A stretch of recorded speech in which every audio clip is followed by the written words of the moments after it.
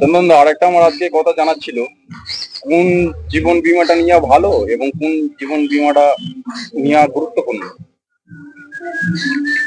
তার আগে তো বলতে হয় জীবন বীমা কি। তুই আমাকে আজকে বৃষ্টিতে দাঁড় করিয়ে প্রশ্ন করছিস। আচ্ছা, তো প্রশ্নের উত্তর দিতে গেলে যে জীবন বীমা কি, এটার বেসিক ধারণাটা আর কোন জীবন বীমাটা নেওয়া বেশি প্রয়োজন, ঠিক আছে, আমি সেই বিষয়টা নিয়ে আজকে তুলে ধরবো। জীবন বীমা বলতে এটা বাংলা আমরা পরিষ্কার বুঝতে পারছি যে জীবনের একটা ইন্স্যুরেন্স, জীবনের একটা বীমা। এর কারণ আমি এর আগেও বলেছি যে নিঃশ্বাসের কোনো বিশ্বাস নেই। তুমি একটা গাড়ির ইন্স্যুরেন্স করছো, যেটা হচ্ছে সরকার ম্যান্ডেটারি করে দিয়েছে যে তোমার বাইকের ইন্স্যুরেন্সটা করতে হবে, ঠিক আছে, না হলে পুলিশ চালান কেটে দিচ্ছে। আর তুমি ভাবো তোমার বাইক একটা 1 লাখ টাকার বাইকের তুমি বীমা করছো, যেখানে তোমাকে হচ্ছে করা ম্যান্ডেটারি থার্ড পার্টি, আর সেখানে তোমার জীবনটা, আমার কাছে কথা হচ্ছে তোমার জীবনটা কি বাইকের থেকেও মূল্যহীন, বা তোমার জীবনের ভ্যালুটা কি বাইকের থেকেও কম যে তুমি জীবন বীমাটাকে এড়িয়ে চলে যাচ্ছ। জীবন বীমা প্রত্যেকটা মানুষের দরকার, কিন্তু আমাদের হচ্ছে এই ভারতবর্ষে, এই উন্নতশীল ভারতবর্ষে মানুষের এই অ্যাওয়ারনেসটা নেই যে বীমাটা কতটা গুরুত্বপূর্ণ আমাদের জীবনের জন্য। কারণ তোমার হচ্ছে তোমার জীবনটাই হচ্ছে তোমার ইনকামের হচ্ছে প্রধান সোর্স। তোমার যদি জীবনটাই না থাকে, তোমার পরিবারটা চলবে কি করে, এটা প্রথমত ভাবতে হবে। এর জন্য জীবন বীমা করা খুবই জরুরি। এবার হচ্ছে কোন জীবন বীমাটা করা সব থেকে জরুরি, আমি আমি বলবো প্রত্যেকটা ভারতবর্ষে যতগুলো লাইফ ইন্স্যুরেন্স কোম্পানি আছে, 22, 23টা, 24টা আছে, এবং প্রত্যেকটাই হচ্ছে ভালো। কারণ লাইফ ইন্স্যুরেন্স এটা হচ্ছে কোনো মানি মার্কেটিং কোনো কোম্পানি নয়, ঠিক আছে, এটা IRDA অথরাইজড একটা কোম্পানি। আর এবং এর একটা সিকিউরিটি মানি দিয়ে গভর্নমেন্টকে দিয়ে এই সমস্ত ইন্স্যুরেন্স কোম্পানিগুলো চলছে। কারণ কোনো ইন্স্যুরেন্স কোম্পানি তো আজ অব্দি যে ডুবে যাবে এটা তো হতে পারে না। আর যদি মানে এটাকে অবাস্তব হিসেবে ধরেও নি ডুবে গেছে, তাই সেখানেও টাকা মার খাবে না। এবার প্রত্যেকজন যত অ্যাডভাইজার আছে, ঠিক আছে, বলবে আমার এই প্ল্যানটা ভালো, আমার এই প্ল্যানটা ভালো, ঠিক আছে, এইটা করা ভালো।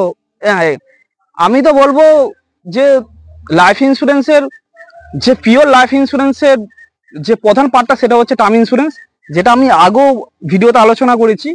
তবে হ্যাঁ, টার্ম ইন্স্যুরেন্স ছাড়াও আর একটা প্ল্যান রয়েছে, কনসেপ্ট আছে, যেটা আমাদের জন্য খুবই গুরুত্বপূর্ণ।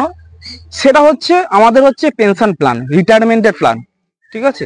এটা কোনো অ্যাডভাইজার বলবে না, বেশিরভাগ অ্যাডভাইজাররা বলবেন মানি ব্যাগ নাও, হ্যাঁ, এনরোলমেন্ট প্ল্যান নাও, ঠিক আছে।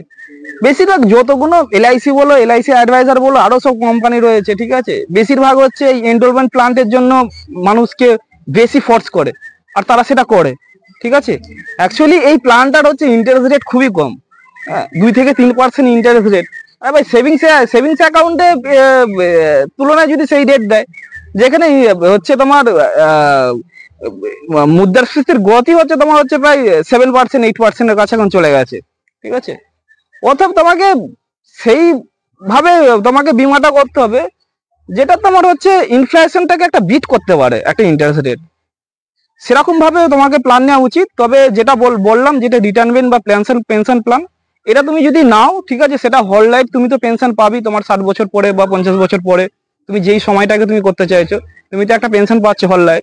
এবং তোমার অবর্তমানে সেই যেই টাইম পিরিয়ডের জন্য কভার নিচ্ছ, সেই টাইম পিরিয়ডের আগে তুমি যদি মারা যাও, সেটা তোমার স্ত্রী পাবে, ঠিক আছে।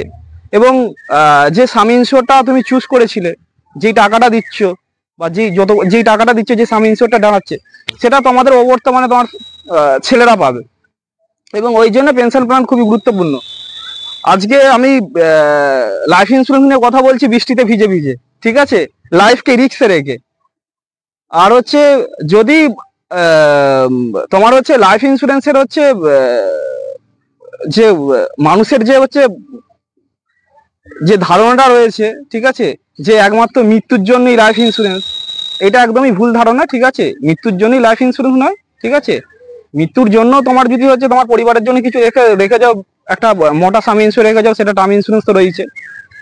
আর আর আগে যে কথাটা বলছিলাম, যেটা হচ্ছে বহু মানুষই লাইফ ইন্স্যুরেন্স নিয়ে আনে। যদি আমি গোটা ভারতবর্ষে যদি তুলনা করি, লাইফ ইন্স্যুরেন্স রয়েছে বলতে খারাপ লাগে প্রায় 150 কোটির ওপরও ভারতবর্ষের হচ্ছে জনসংখ্যা, সেখানে প্রায় 3% লোকের লাইফ ইন্স্যুরেন্স রয়েছে, ঠিক আছে। এবং এবার বিভিন্ন রকম এটা হচ্ছে আইআরডি এর হচ্ছে থেকে আমি এটা বলছি না, কারণ আমি যে রিপোর্টটা বলছি ওটা টোটালটা হচ্ছে আমার চ্যাট জিটিপি থেকে আমার রিসার্চ করা। সেখানে হচ্ছে তোমার গোটা ভারতবর্ষে 40 থেকে 50 কোটির কাছাকাছি মানুষেরই লাইফ ইন্স্যুরেন্স রয়েছে। ওইটা তো আমি বললাম যে এতগুলো মানুষের রয়েছে, 3% মানুষের লাইফ ইন্স্যুরেন্স রয়েছে। এবার এই 3% মানুষের মধ্যে আবার কত মানুষ যে চালাতে পারে না লাইফ ইন্স্যুরেন্স, সেটা তো মানে ভাবা যাবে না। বহু মানুষ রয়েছে যে লাইফ ইন্স্যুরেন্স চালাতে পারে, 3 বছর 4 বছর 5 বছর চালিয়ে চালাতে পারে না, সেই টাকাটা এলআইসির ঘরে পড়ে রয়েছে, কয়েক হাজার হাজার কোটি টাকা, ঠিক আছে, যেটা হচ্ছে কোম্পানিগুলো সব ফুলে উঠছে। আর যখন লাইফ ইন্স্যুরেন্স নেবে তখন সেটাকে তুমি গুরুত্ব দিয়ে তুমি চালিয়ে যাবে, ঠিক আছে, এবং যথেষ্ট গুরুত্ব দিয়ে দেখা উচিত। আর যেটা হচ্ছে, যেটা বলছিলাম, যে ভারতবর্ষে যে আমাদের প্রধানমন্ত্রী জীবন জ্যোতি বীমা যোজনা যেটা হচ্ছে তোমার করেছিল, সেই কনসেপ্টে মিনিমাম প্রায় 16.9 কোটি লোক হচ্ছে প্রধানমন্ত্রী জীবন জ্যোতি বীমা যোজনাতে অন্তর্ভুক্ত রয়েছে, ঠিক আছে। সংখ্যাটা খুবই কম। যে কোনো হচ্ছে কোম্পানির কাছ থেকে লাইফ ইন্স্যুরেন্স নাও না কেন, আমি একটাই বলবো, ঠিক আছে, তোমার কাছে যে সৎ অ্যাডভাইজার হবে, ঠিক আছে, যে জেনুইন অ্যাডভাইজার হবে, সে কখনো তোমাকে এন্ডোরমেন্ট প্ল্যানের জন্য ফোর্স করবে না, বা এটা নাও ওইটা নাও, তোমার যে রিকোয়ারমেন্ট সেই অনুযায়ী তোমাকে সে প্ল্যান দেবে, ঠিক আছে।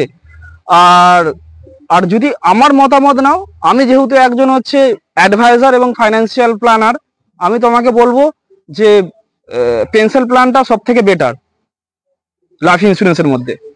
এবং যদি মনে হয় যে আমি পিওর একদম লাইফ ইন্স্যুরেন্স নিতে চাইছি, তাহলে বলো টার্ম ইন্স্যুরেন্স বেটার নাও, ঠিক আছে। এই ছিল লাইফ ইন্স্যুরেন্সের বিষয়ে বেসিক ধারণাটা, ঠিক আছে। সো বেসিক যা কিছু ছিল আমি আলোচনা করলাম।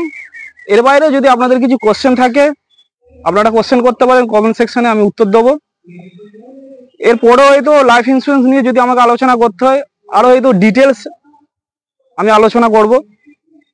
সো আজকে ভিডিওটা বেশি বাড়াচ্ছি না। আমি চন্দ্রকান্ত মালিক, আমি একজন ইন্স্যুরেন্স অ্যাডভাইজার এবং ফাইন্যান্সিয়াল এক্সপার্ট। আমি ছিলাম ইন্স্যুরেন্স এবং ইনভেস্টমেন্ট ইউটিউব চ্যানেলে। আপনারা সকলেই ভালো থাকবেন, ধন্যবাদ।